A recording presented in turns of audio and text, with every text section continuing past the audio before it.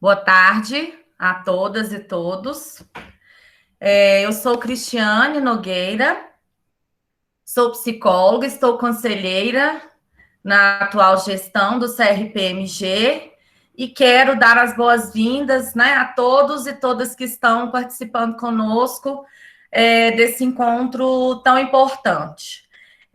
Sem mais delongas, para aproveitar bastante, né, a nossa ilustre convidada, eu vou passar a palavra para Karen Scavacini. Karen é uma referência para mim, né, para mim e para todo mundo do Brasil, né, que estuda aí as questões da prevenção do suicídio. Agradecer, Karen, a sua presteza, né, em atender o meu convite, né? Eu tenho certeza que vai ser um encontro muito diferencial, né? A gente tem percebido como que as nossas colegas de profissão realmente desejam, né, e precisam qualificar, né, o conhecimento nessa temática aí da prevenção do suicídio, né? Então, seja bem-vinda a Minas Gerais. Muito obrigada, tá? E a palavra está com você.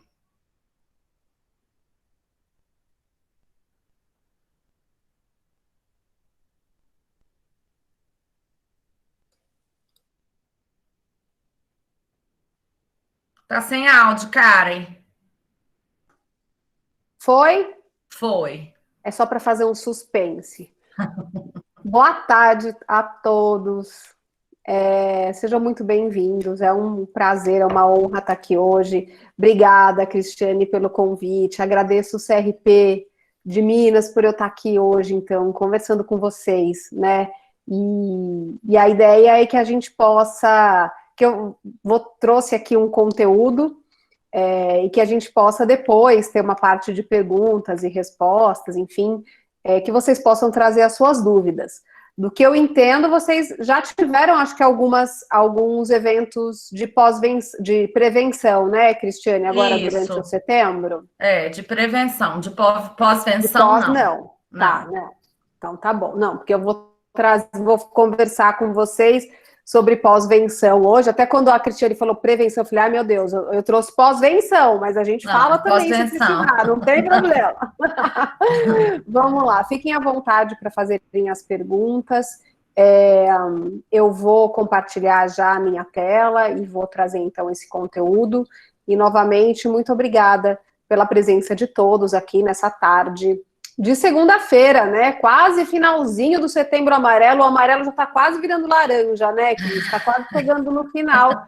Mas estamos firmes e fortes. Vamos lá, vou compartilhar com vocês a minha apresentação.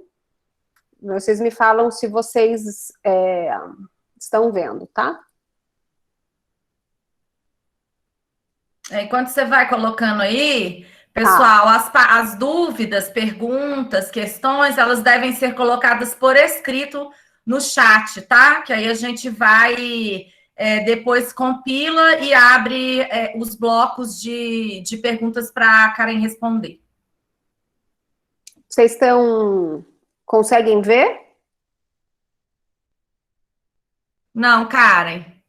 Não conseguem ver a minha tela? Não, tá você. Só eu? Agora tá Opa, pera. indo. Ah, então pera. Então a gente volta com. Peraí. Voltou, né? Tô só eu agora. Eu vou colocar a Isso. tela. A gente espera um pouquinho para ver se ela carrega. Vamos lá. Vou colocar aqui de novo. Acho que tem.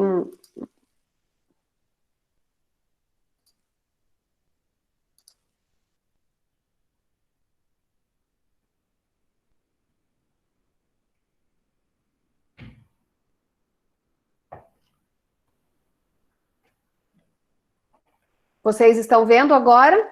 Tá carregando. Aí, deu. Deu? Deu. Então tá bom, vamos lá. Ah, aqui eu consigo ver também. Ele está entrando. Vocês estão vendo a tela inicial ou só Vocês estão vendo o cartaz do evento, certo? Então tá, só para ver se a gente está vendo a mesma coisa.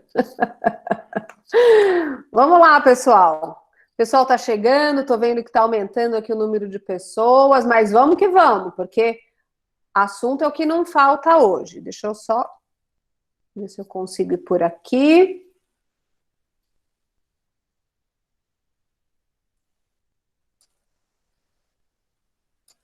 Bom, queria me apresentar um pouco para vocês, né?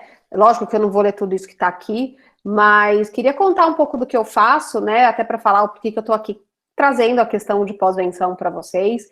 Então, eu sou psicóloga, assim como imagino que a maioria, mestre em saúde pública na área de promoção de saúde mental e prevenção do suicídio, que eu fiz pelo Instituto Karolinska, na Suécia. E foi lá que eu comecei os meus estudos de luto por suicídio, né? Até então, eu não tinha escutado falar, aliás, o termo pós-venção não era nem usado no Brasil, ele foi ser usado a partir dessa dissertação de mestrado em 2011. Então, nem tinha artigos ou estudos com relação à pós-venção do suicídio no Brasil. Depois, quando eu voltei lá da Suécia, eu abri, então, o Instituto Vitaleri em 2013, e a gente, daqui a pouco eu falo do Vitaleri para vocês. Mas aí depois fiz doutorado em psicologia pela USP, estudando como que a gente poderia aumentar a consciência pública na área de prevenção e pós-venção, entendendo que mesmo que a gente oferecesse vários serviços, uma das coisas mais difíceis da gente começar a ter é as pessoas falarem sobre o assunto, falarem de forma aberta, você ter uma mudança de atitude, de consciência, para daí também as pessoas chegarem nesses serviços. Então, esse foi o trabalho de doutorado, isso tudo está lá no site do Vitaleri, depois vocês podem ter acesso a tudo. E então, o meu trabalho dia a dia, basicamente, é com o tema de prevenção e pós-venção do suicídio, promoção de saúde mental, então é isso que eu faço todos os dias, desde 2011, quando eu me formei. Sou formada já há mais de 20 anos e há uns 10 anos, mais ou menos.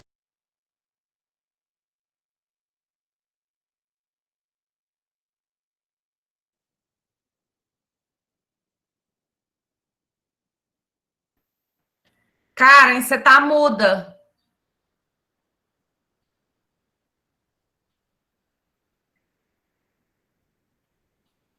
Vou te dizer que ele me mutou sozinho, hein? Acho que ele não tá gostando da minha fala, mas a gente tenta de novo, porque hoje que eu não fiz nada. Ele mutou e ele tirou minha apresentação, né? Mas vamos lá. Vamos ver se o Teams colabora comigo agora. A gente tenta de novo.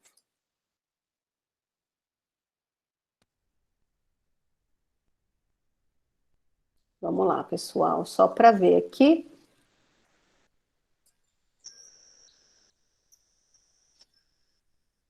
Bom, qualquer coisa vocês me avisam, tá? Vocês estão me escutando? Sim. Tá. Vocês estão vendo a tela? Tá. Então Sim, tá bom. ok. Então tá bom. Bom, então eu vou passar rápido aqui essa parte. Hoje eu sou diretora científica da ABEPS, Associação Brasileira de Estudos e Prevenção do Suicídio, representante do Brasil do IASP, que é a International Association for Suicide Prevention, onde eu também faço parte da força-tarefa de pós-venção, então todos esses estudos aí relacionados ao luto por suicídio. Faço parte do Advisory Board do CVV, do Comitê de Segurança do Facebook, então tentando trabalhar junto com eles e um outro grupo, e um grupo de pesquisadores internacionais, como deixar a plataforma mais segura, e sou diretora técnica do CONATS, Comissão Nacional de Abordagem Técnica a Tentativas de Suicídio, e responsável técnica de uma campanha, que mais para frente eu vou falar para vocês, que é Eu Estou. Vamos lá. Bom, para quem não conhece o Instituto Vitaleri, então, o Instituto foi fundado em 2013, e aí a gente trabalha com cursos, capacitações, palestras, pesquisa, desenvolvimento de guias, diretrizes, eu vou mostrar várias que vocês podem ter acesso a todo esse material, desenvolvimento de programas, hoje a gente trabalha muito com campanhas também, como fazer campanhas de forma segura, atendimento, grupos de apoio, nós temos os grupos de apoio aos sobreviventes enlutados pelo suicídio, já desde, acho que 2013, foi o primeiro de São Paulo, e agora, claro, com a pandemia, a gente está fazendo tudo só no online, né? E aí até isso é bem interessante, depois se vocês souberem de grupos, outros grupos online, vocês me contam, porque tem dado muito certo e tem dado acesso a muita gente que antes não tinha acesso a esse tipo de reunião por conta dessa questão física mesmo, tá? A gente tem um concurso literário, que também eu vou falar um pouquinho mais para frente para vocês, um programa que nós desenvolvemos, que é o Apoiar, que é para leigos com relação à prevenção do suicídio, e aqui estão as nossas redes sociais.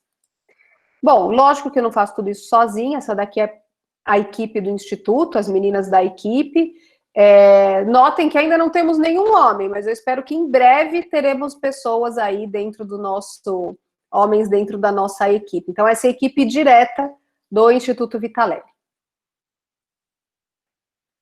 Bom, então para a gente começar a pensar em luto por suicídio e atividades de pós-venção, eu acho que eu gosto muito dessa ideia da impressão digital, né? Que ela conta que todos vivem separações, que todo mundo tem uma impressão digital e para cada um essa impressão é única, né? Então, todos vão viver separações e perdas durante a vida, mas cada um vai passar por isso de uma forma diferente. Cada um vai dar um significado específico para aquela perda, vai depender da pessoa que perdeu, da fase de vida, e vai lidar com isso de uma forma única. E claro, tem uma outra imagem que eu costumo usar muito com os enlutados, que é o labirinto, né? Para mostrar que o processo de luto, ele é um processo.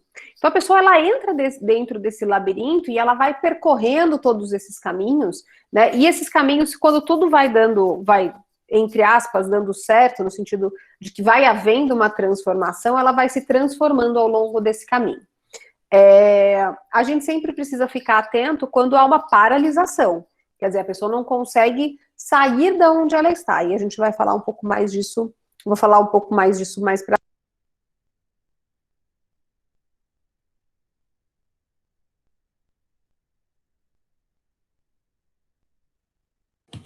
Karen, seu microfone está mutado novamente. Olha, ele está mutando automático, porque eu escutei um barulho, um pi aqui, e aí ele mutou. Vamos tentar de novo, não vamos... E aí, por isso que eu até perguntei se vocês estavam me ouvindo, mas a gente tenta mais uma vez.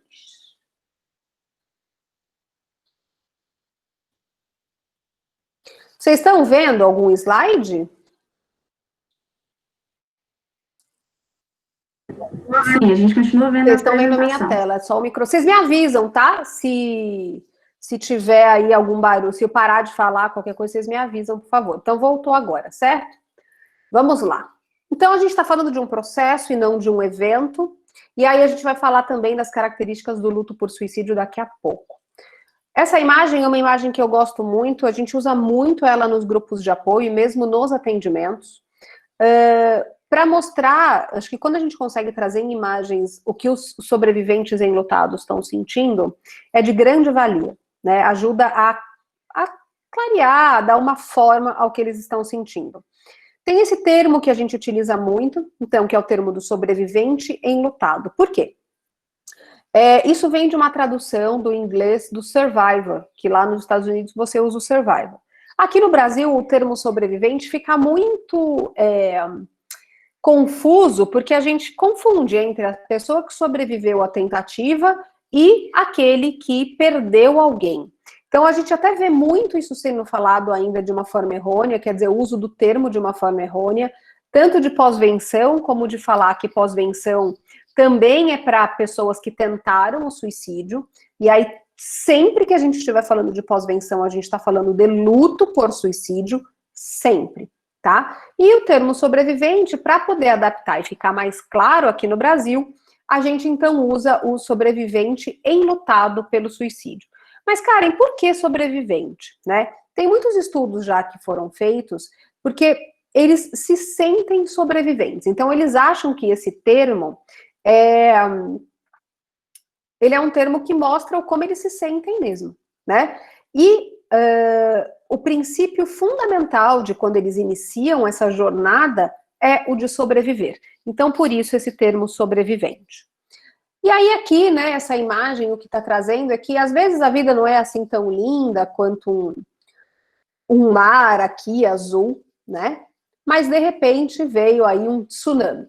Essa imagem do tsunami é uma imagem muito forte para eles, né? E mostra toda aquela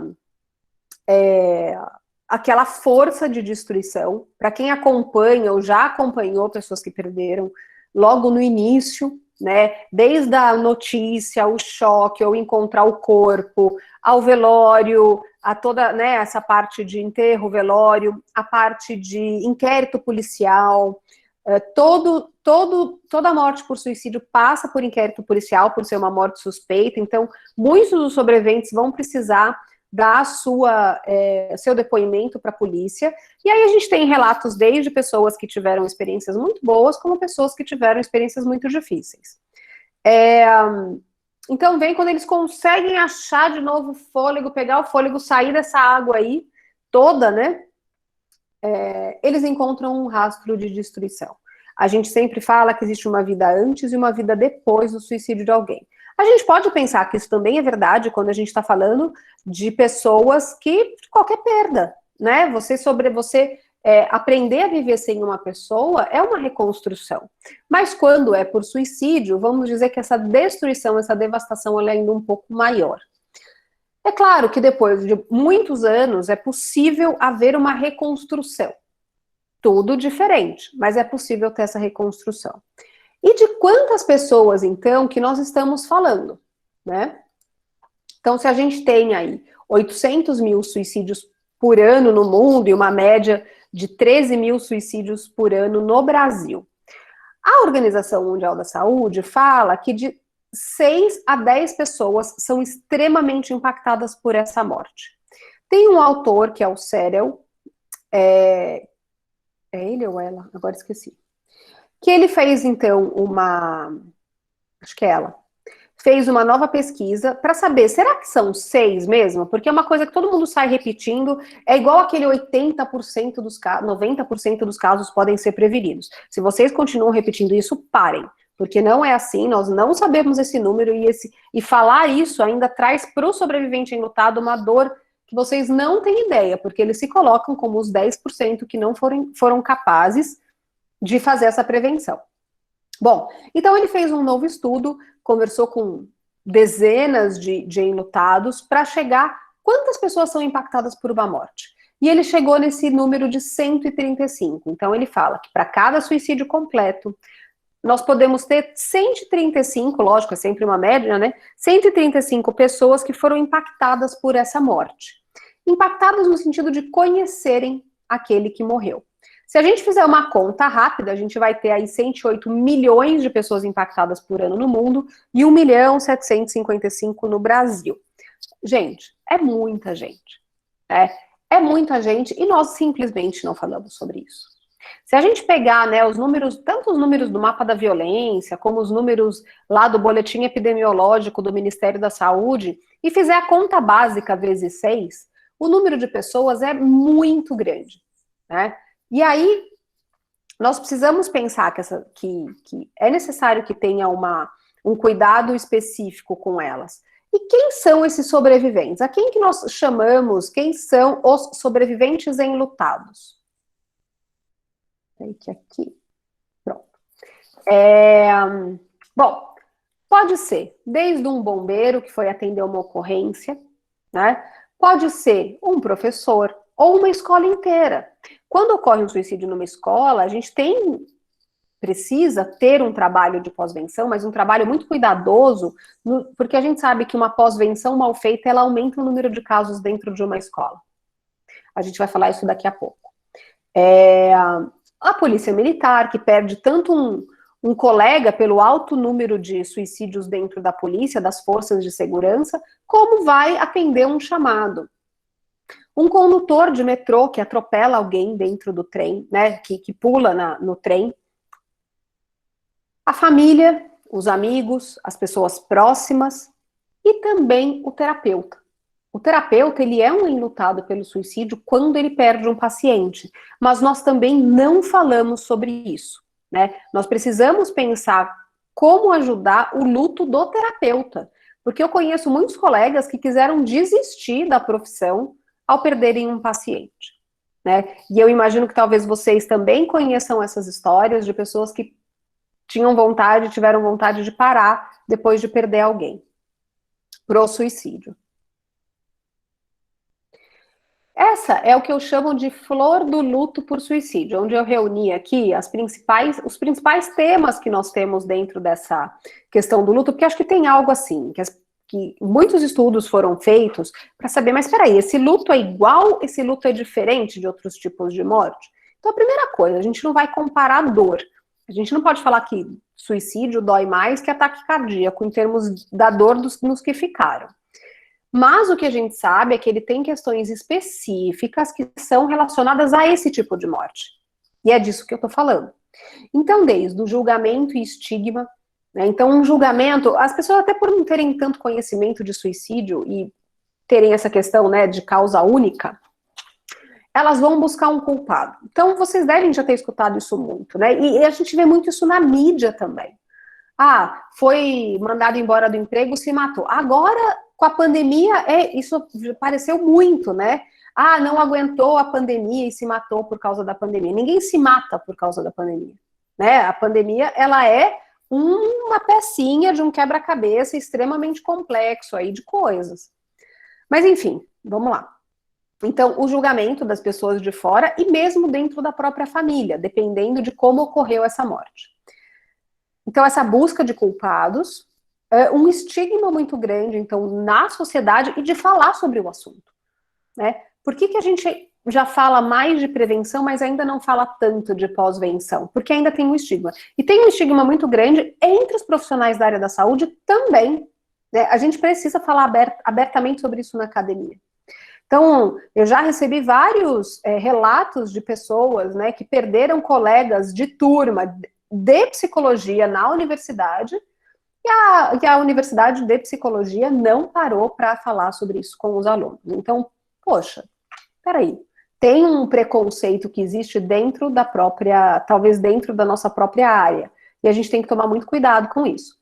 O fato de alguém não ter perdido um paciente por suicídio não quer dizer que essa pessoa seja melhor ou pior que a outra, né? Porque a partir do momento que a gente começa a atender pessoas também com maior gravidade, você está em mais risco de perder um paciente. Bom, então, os sobreviventes, eles vão encontrar muito julgamento e estigma, tem um impacto que ele é maior do que o impacto causado por outros tipos de morte. Eu estou falando desde impacto físico, insônia, dores, doenças, questões relacionadas à alimentação, tontura, palpitação, uma série de sensações físicas, cognitivas. Então, a busca incessante da pessoa, às vezes ver a pessoa constantemente, dificuldade de concentração, dificuldade de fazer as coisas que fazia. Principalmente se a pessoa foi a pessoa que encontrou o corpo, né, tem uma imagem recorrente, isso também a gente vê acontecer bastante, aquela imagem quase como um TEPT, né, um transtorno de estresse pós-traumático.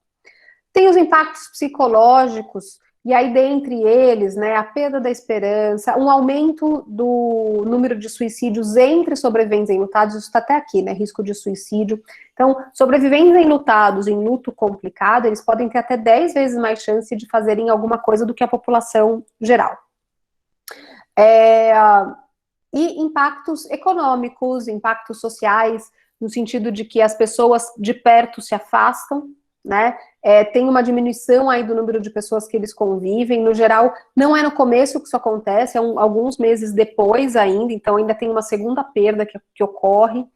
E eles passam, né, quando eles entram no grupo de apoio, eles passam a se sentir como eles se encontram, né? E aí eles muitas vezes mudam o grupo a qual eles pertencem, o que a gente chama de mudança de grupo de pertencimento.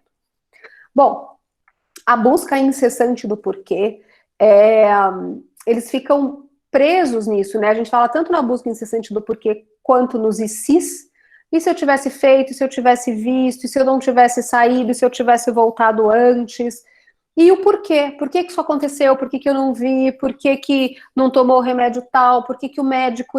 Então, isso a gente trabalha com eles de uma forma a conscientizar e estar preso.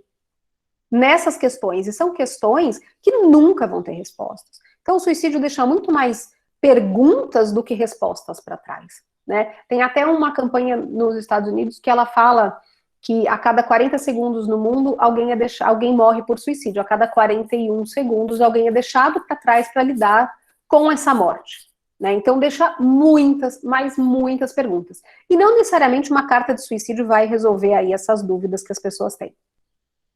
A duração e intensidade também é diferente, então ele tende a ser um luto mais duradouro, então ele demora mais, o luto não acaba, né? Então vamos combinar isso, ele não acaba, só que o tempo que demora para ela começar a fazer as coisas do dia a dia de novo, ela ter sensações de prazer, então demora mais para que isso comece a acontecer.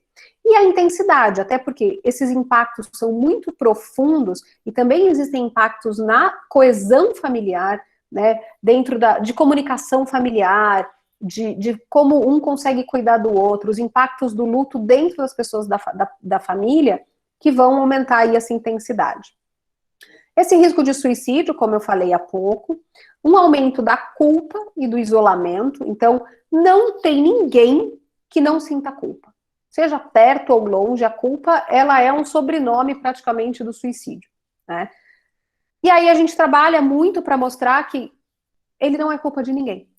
Ninguém pode se culpar por um suicídio de outra pessoa. Só que daí, alguém realmente entender isso dentro do coração, dentro do seu caminho, é um trabalho, né? É um trabalho porque a gente vai muito através da psicoeducação também, das pessoas entenderem por que o suicídio ocorre, por que ele não é culpa de ninguém. Para ele entender por que não é culpa de ninguém, ele tem que saber como ocorre um suicídio. E aí aumenta, então, esse isolamento. Um isolamento tanto da sociedade para essas pessoas, como delas com a sociedade. Porque você ir numa festa de amigos, tudo bem, agora não, mas quando tá fora da pandemia, ir numa festa de amigos, ir numa festa de formatura, é muito dolorido para essas pessoas.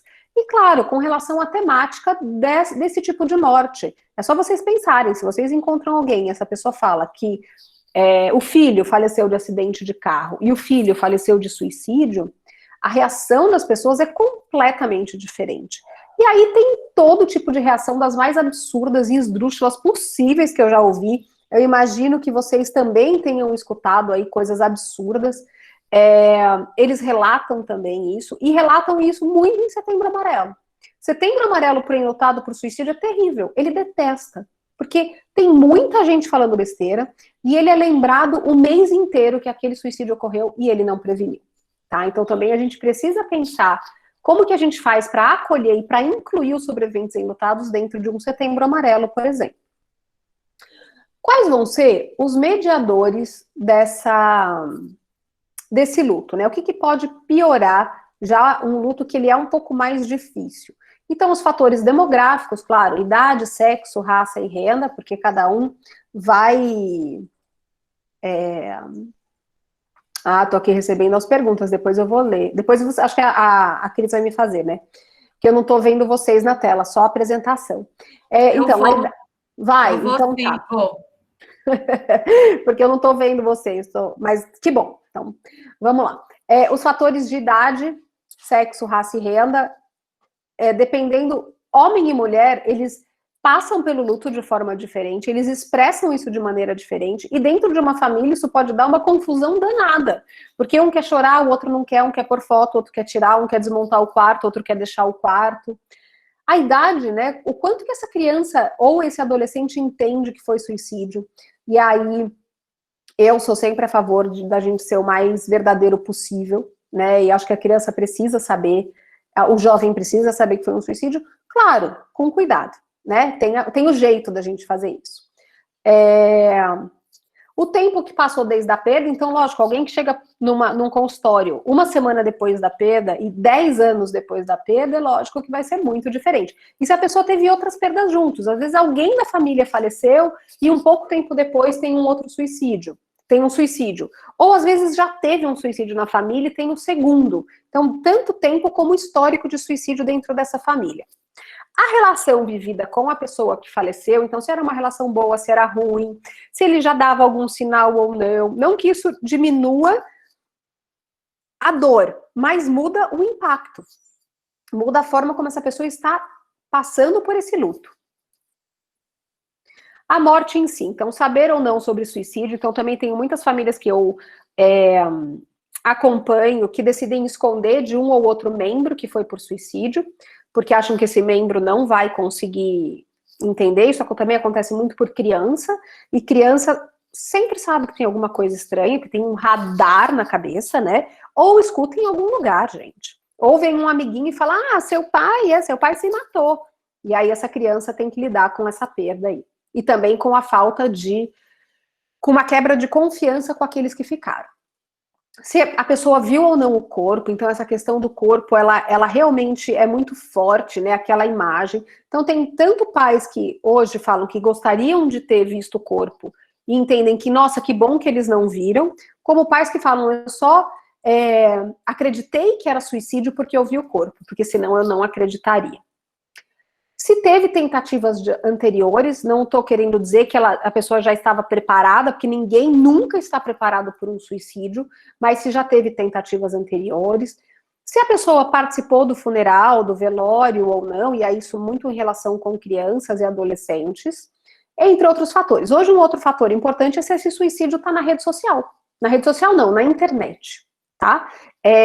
Porque muitos suicídios são filmados e são colocados lá, e às vezes você encontra tudo, né? Não só o vídeo, como cartas, enfim.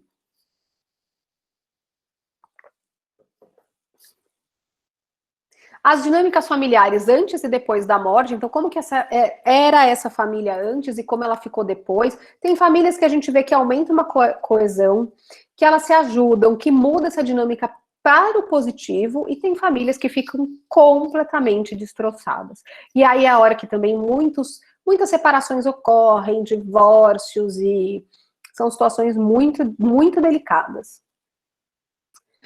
A integração da criança ou da família com a sociedade e a comunidade, ou seja, o quanto que ela tem de apoio, o quanto que ela tem pessoas próximas. E aí a gente também precisa pensar nos absurdos que as pessoas falam dentro das questões religiosas. Não estou sendo contra nenhuma religião, mas olha, assim, infelizmente as pessoas trazem um discurso religioso que machuca muito, né? O seu filho agora está no umbral, agora tá, né, foi para um lugar pior, está no inferno, suicídio é o maior dos pecados. O que isso ajuda alguém que perdeu? Né? E até todas as religiões também estão revendo isso. Né? Mesmo a religião espírita, que falava do umbral, hoje já fala de uma forma completamente diferente, já nem fala em umbral. Né?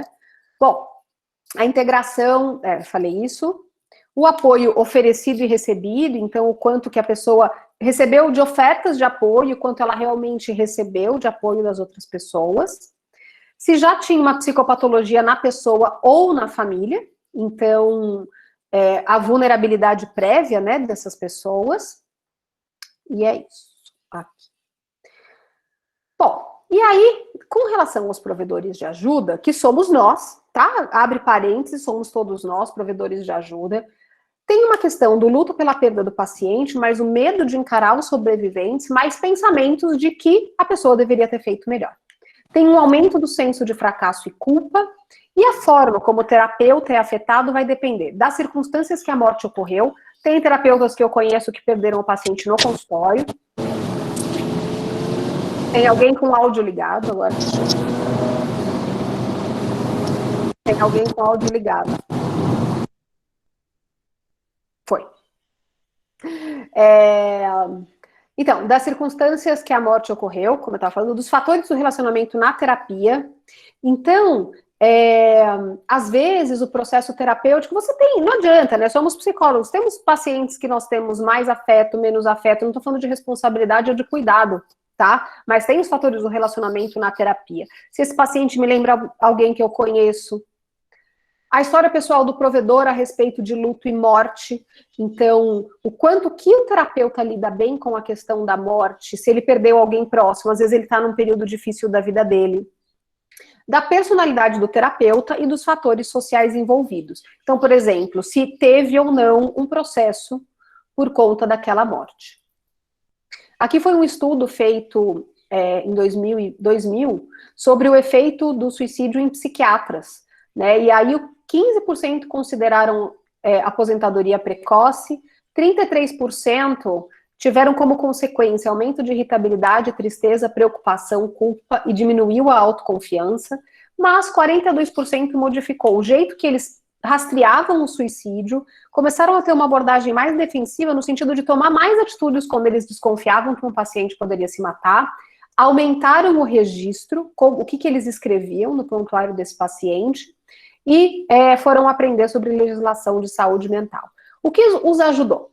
Grupos de apoio, revisão crítica do evento, quer dizer, você parar e entender tudo o que aconteceu e para você ter uma revisão, ajuda de colegas e comparecer ao funeral.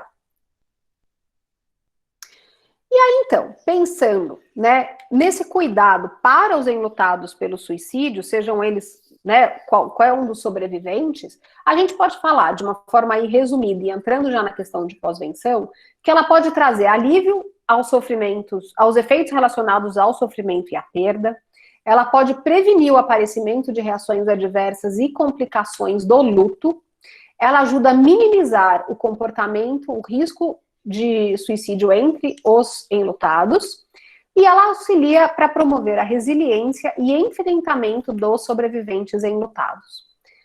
E aí, lógico, quanto mais pessoas, mais profissionais a gente tiver capacitados nisso, melhor. Aqui vocês estão vendo no cantinho da tela, então, a dissertação que eu falei para vocês, que foi o primeiro trabalho aí a tratar de pós-venção no Brasil.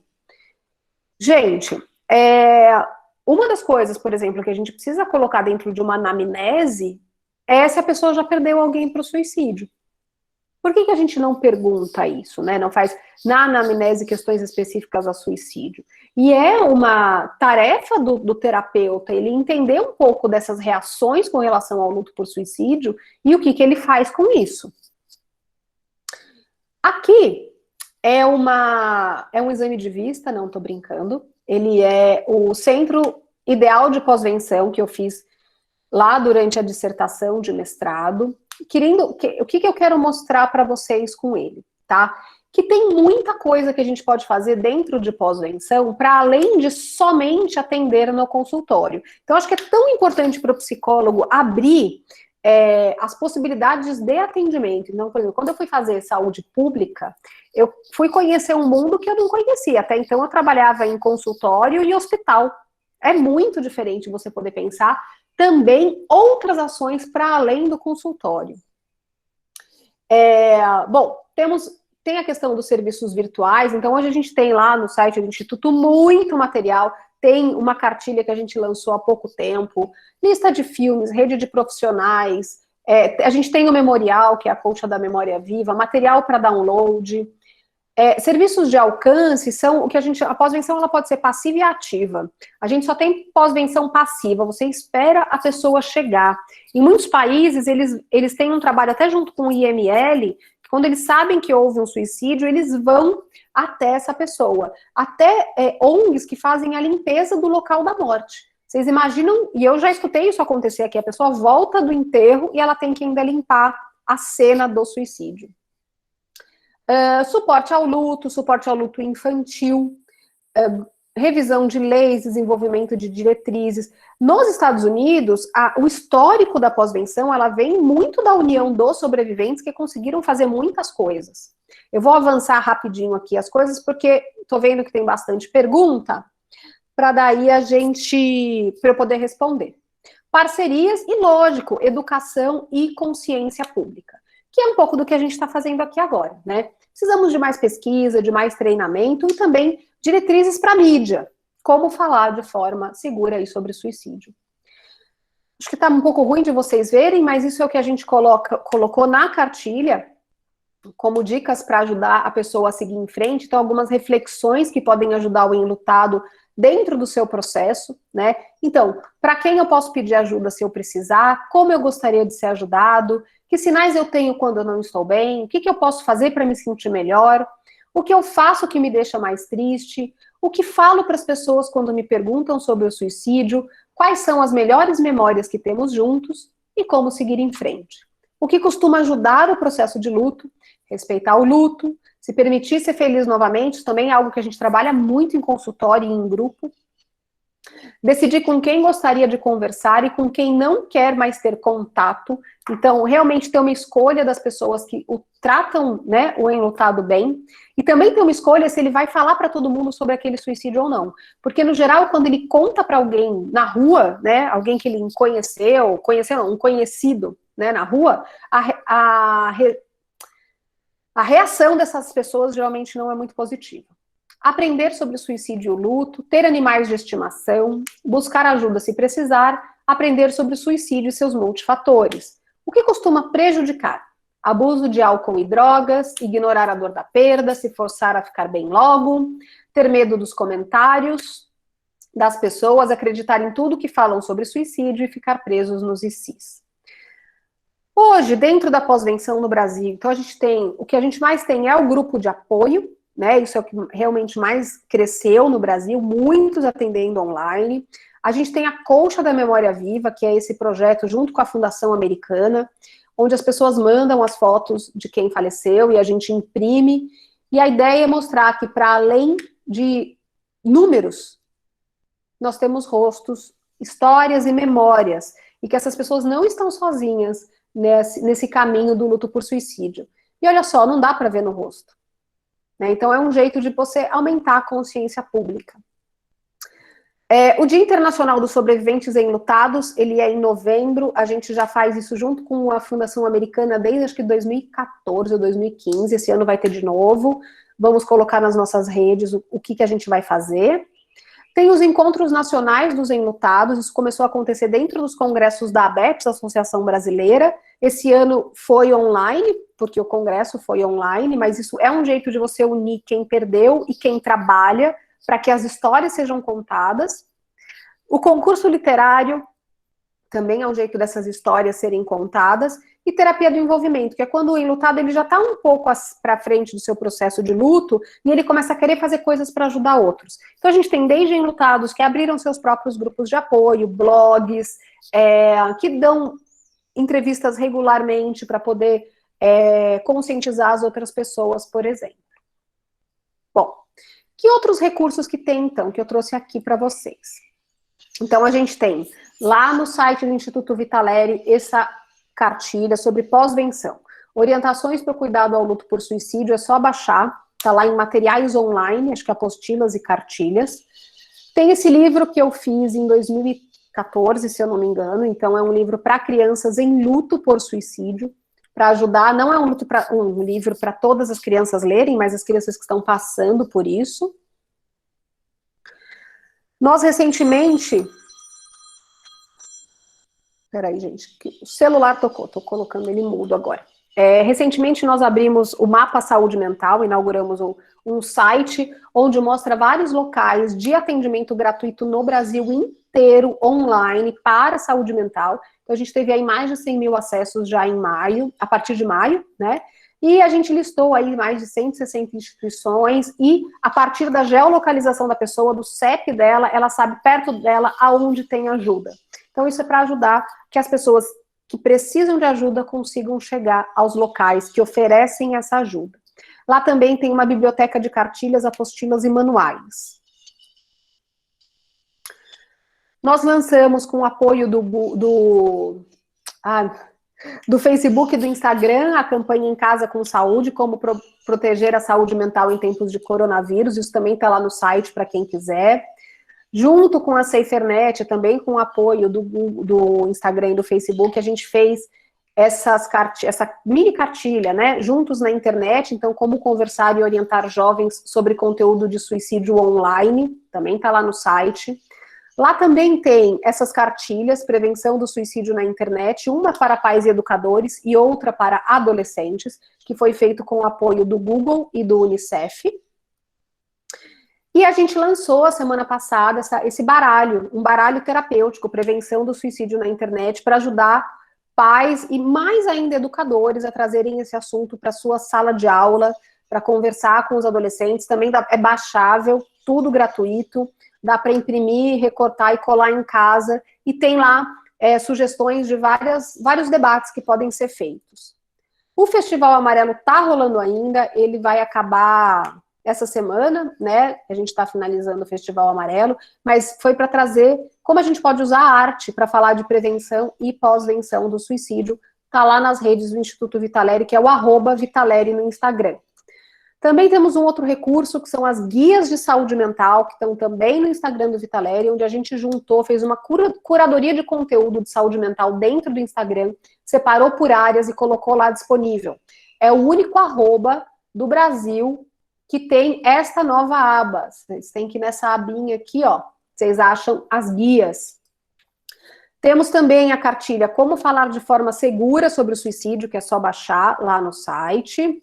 Os livros, Histórias de Sobreviventes do Suicídio 1 e 2, que trazem muitas histórias, que é um jeito da gente poder... A gente pode trabalhar com elas em consultório, por exemplo, com pacientes. E tem a campanha que nós ajudamos a criar e somos os responsáveis técnicos, que é o Eu Estou. Deixa eu ver se... Meu nome é Vanessa Guedes, Paula. Eu sou o Marcos. Meu nome é Roberta. Sou o Joseval. Eu sou a Terezinha. Eu sou o padre Lício Vale. Eu sou um sobrevivente de suicídio. Eu tinha 12 anos, eu tentei me matar. Sou filha de uma sobrevivente do suicídio. Eu sou uma sobrevivente enlutada pelo suicídio. Sobrevivente lutado por suicídio. Mãe da Marina, sobrevivente lutada por suicídio.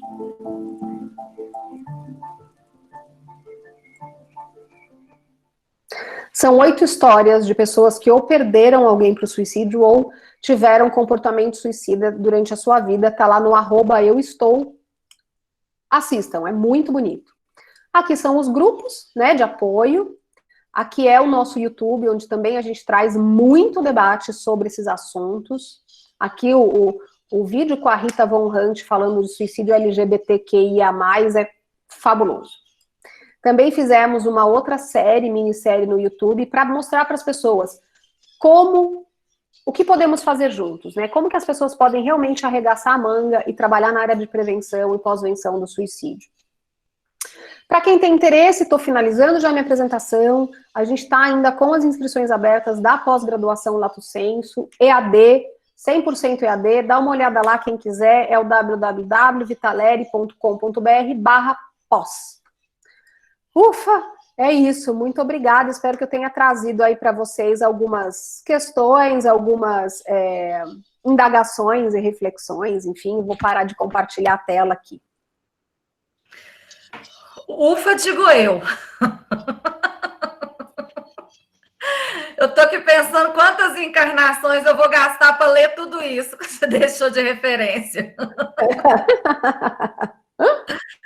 Olha, gente, são muitas questões, né? Assim, o pessoal foi colocando muitas perguntas aí, e eu vou priorizar as questões sobre pós-venção.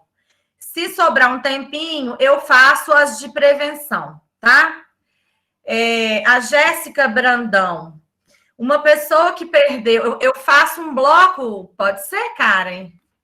Se elas tiverem relação entre elas, sim. Senão, eu prefiro que você faça uma por vez para não perder o fio da meada aqui. Uma pessoa que perdeu, uma pessoa querida para o suicídio, além deste indivíduo não conseguir lidar com o luto, ela pode querer se suicidar?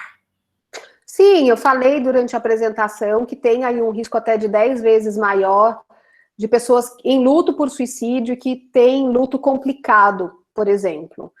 Quanto maior a vulnerabilidade da pessoa, quanto maior, né, se ela já tem transtornos, se ela está lidando com transtornos mentais, ela fica um pouco mais vulnerável. Então, a gente vê isso acontecer bastante nos grupos, né? Eu diria que 95% das pessoas que vão para os grupos falam que num dado momento elas pensaram em fazer alguma coisa.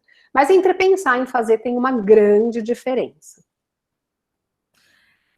A pós-venção, no caso, seria para as pessoas que se referiam a uma pessoa da família e aquelas que ficam, poderiam...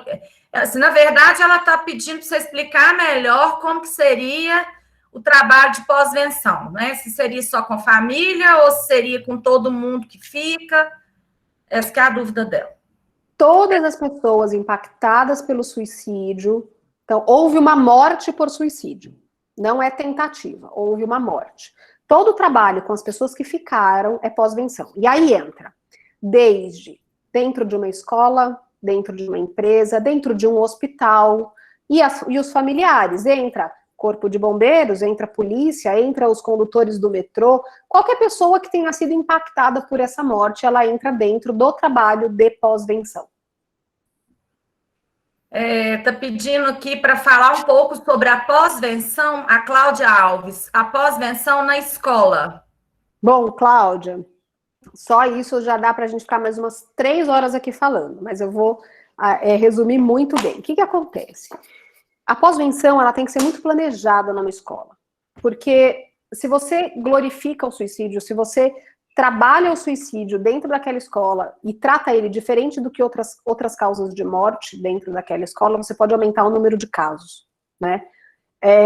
Então você tem que entender o que aconteceu, como era aquele aluno, qual foi o impacto, né, a idade, o impacto na sala, o impacto na escola. Tem que tomar cuidado com outros alunos que possam também estar com esse comportamento.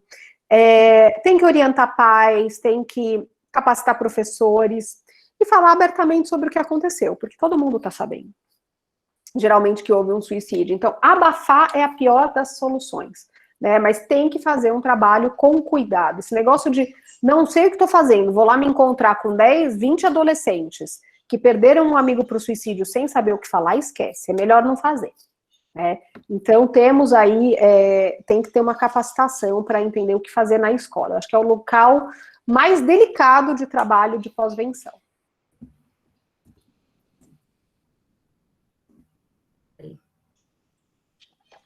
Peraí que eu perdi aqui.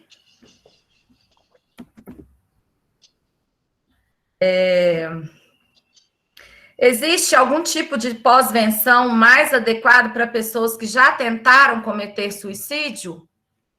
Pós-venção não é para pessoas que tentaram.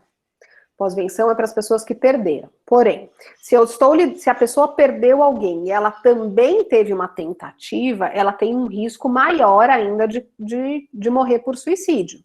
Então, ela entra dentro da intervenção. Ela provavelmente vai precisar de um acompanhamento psicológico maior e provavelmente psiquiátrico, que trabalhe não só o luto por suicídio, como também o comportamento suicida dessa pessoa. Quando um psicólogo perde um paciente para o suicídio, como nós profissionais devemos lidar para que isso não nos afete ao ponto de desistir da profissão? Acho que tem uma coisa, vai afetar de qualquer forma, né? Acho que ninguém perde um paciente por suicídio e não vai ser afetado por essa morte. Para não desistir da profissão, que daí isso já é um outro, né, já está vamos dizer assim, muito mais grave a questão, acho que é entender, fazer essa revisão crítica do evento, que a gente chama. Então, olhar os relatórios, as anotações, o que tinha, às vezes a gente nem sabia que esse paciente pensava em suicídio, então tentar ver isso, pensar como é que foram as supervisões, e aí também já vale, se tem paciente grave de suicídio, tem que fazer supervisão, tem que fazer anotação, mais anotação do que já faz. Conversar com colegas costuma ajudar muito, né, ter o apoio de colegas. A gente, por exemplo, no Vitaleri, a gente faz supervisão para profissionais que perderam alguém. Então, o profissional perde alguém para o suicídio, vai conversar com a gente, porque daí a gente tenta, junto com o profissional, fazer com ele essa revisão crítica do evento, para que ele possa ficar mais tranquilo, né, e possa pensar em como continuar. E aí também entendendo se esse terapeuta tem questões dele, que precisam ser resolvidas na terapia dele, para que ele passe, para que ele não desista da profissão. Quais dinâmicas seriam boas de trabalhar com pais que perderam filhos pelo suicídio? Depende aonde, depende por quê. A dinâmica, ela sempre tem que ter um objetivo, né? A gente não usa dinâmica, assim, sem ter um objetivo, mas a gente faz a caixa da memória viva, é uma dinâmica que a gente costuma fazer com os sobreviventes enlutados,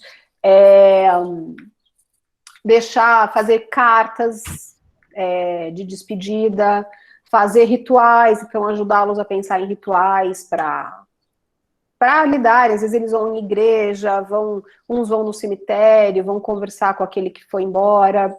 Eu não costumo usar, para ser muito sincera, muita dinâmica, não. Eu acho que a conversa, ela acaba sendo mais, pelo menos nos encontros que a gente faz, ela acaba sendo mais forte todas as vezes, tá? Às vezes a gente faz uma colcha, todo mundo junto, escrevendo, todo mundo junto dentro dessa colcha, mas eu acho que a caixa da memória viva é uma boa dinâmica. O que acontece quando uma pessoa não vivenciou a morte? Aí ele relata, falo de uma experiência própria, um tio se suicidou na minha casa, anos antes de eu nascer. Me contaram e isso me atingiu, como se eu estivesse presente na época da perda e vivenciando o luto de alguma forma. Pode dizer algo de por que isso me atinge? Difícil de dizer por que isso te atinge.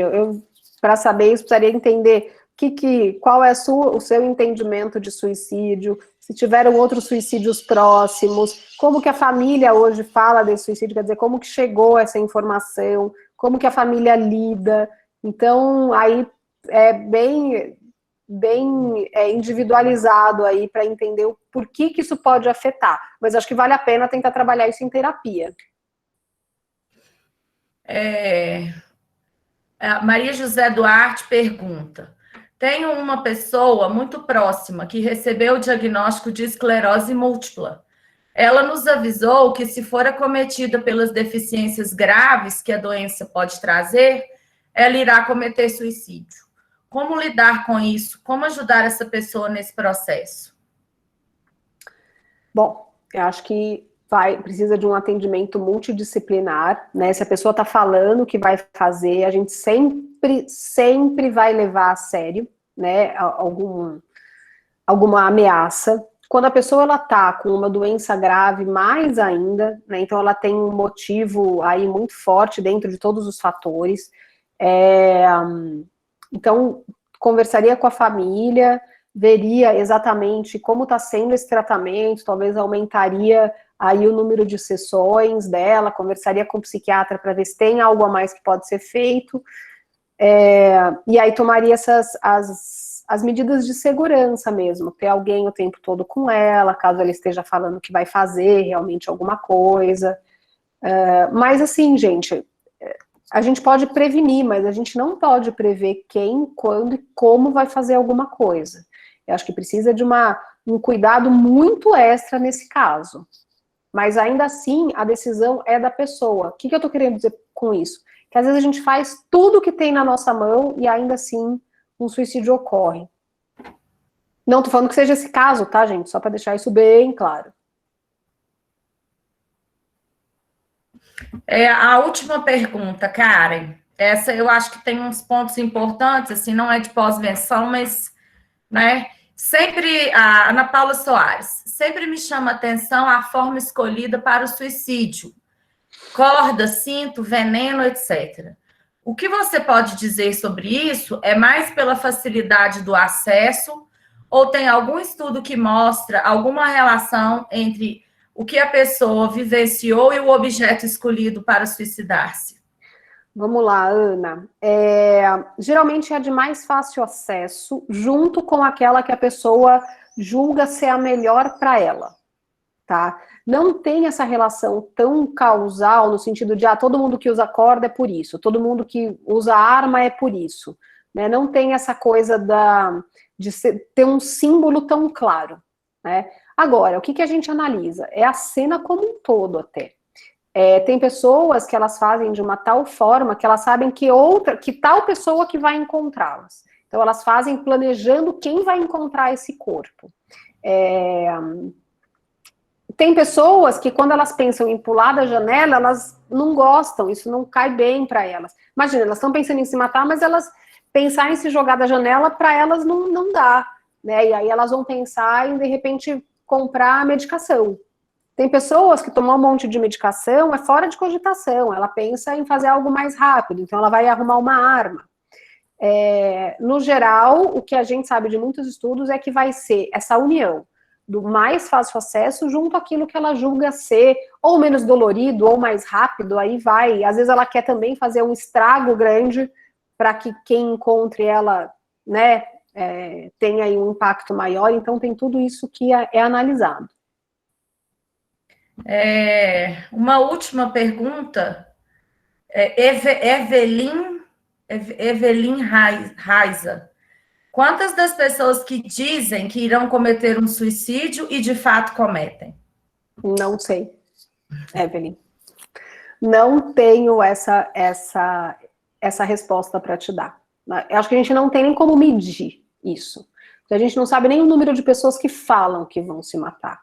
Muito menos um número fidedigno das que fazem alguma coisa. Então, eu não tenho como te dar esse número de, sei lá, 50, 40, 30.